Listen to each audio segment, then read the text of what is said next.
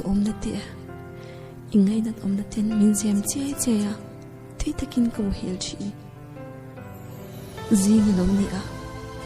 kamit kaminga swang to na engdam maling a nang ma abo kilo lang ni a ka kya nga lo ma la ka swang to na chuan ikyang alim takimin tir chi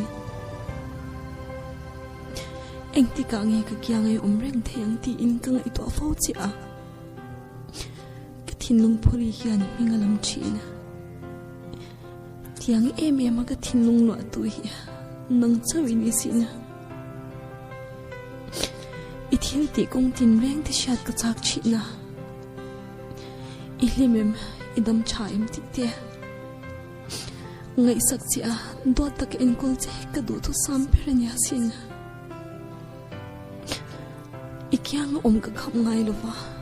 kwa vong rin thei chela ikut vanin leng du nila ma se min hat te sia kang hai che isha ti ro kamangai che ti po itel lava nun man hi kalaw zir ngai lawa alaw har sa khop ai we khatal han le to chiang la ki aya ngai tu che isha chuan min kal san don ya ase hi ka chiang tinge tiang em yan na tak mai le na min pe a ikal le me ang mo athela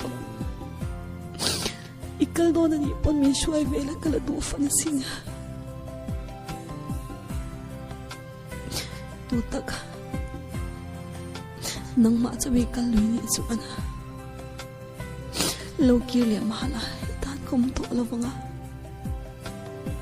ngai em chung chi in ka tha che thul to anga du tak voi khan chi hal i to non le te